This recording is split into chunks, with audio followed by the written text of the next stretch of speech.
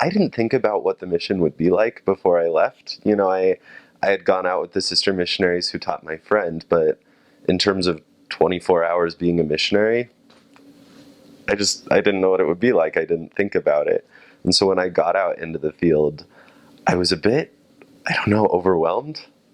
Not in terms of the workload, but in terms of, okay, I'm a missionary now. Like, this is real. And what was, what was interesting to me is realizing that missionaries are real people too. I always had this perception that, missionaries are absolutely perfect and they don't make any mistakes or anything. And meeting some of the missionaries in my district and realizing that they were real, they weren't these robots who were absolutely perfect. My first day out, we had our transfers on Monday, and the next day, Tuesday, would be our P day. So we'd have a big transfer meeting where everybody would get together and you'd meet your companion. I was put with my trainer, and then, yeah, the next day we had our P day. And so I went out and worked that Monday night, and I was terrified. I, my trainer knocked on the first 10 doors or so and spoke first. And then he told me, he was like, hey, you're going to knock on this next door. And my stomach just starts fluttering. I'm like, I can't do this. I don't know what to say. Like, what if they ask me a question and I don't know the answer? And it was scary, but it was exciting. And so I did it, and I don't think anyone answered that door. And so we kept going, and then we had a dinner appointment. We were real fortunate in Oregon in terms of families taking care of the missionaries. I was fed a meal every night of the mission. And so we went and we met with members, and we shared with them a spiritual thought. My companion also did that.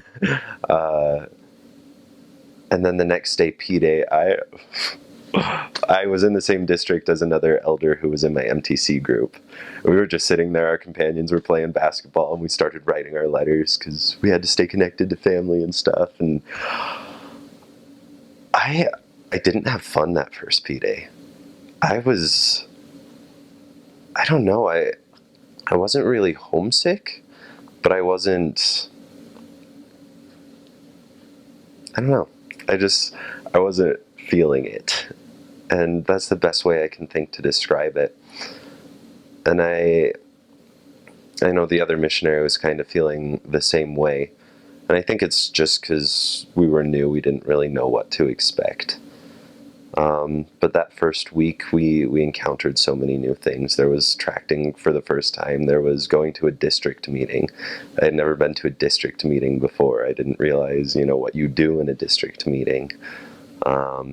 We had a couple lessons, and they were people I hadn't met before, and so I didn't feel confident in, challenging them or inviting them to keep certain commitments, because it was like, well, I don't know them. Who am I to tell them what to do?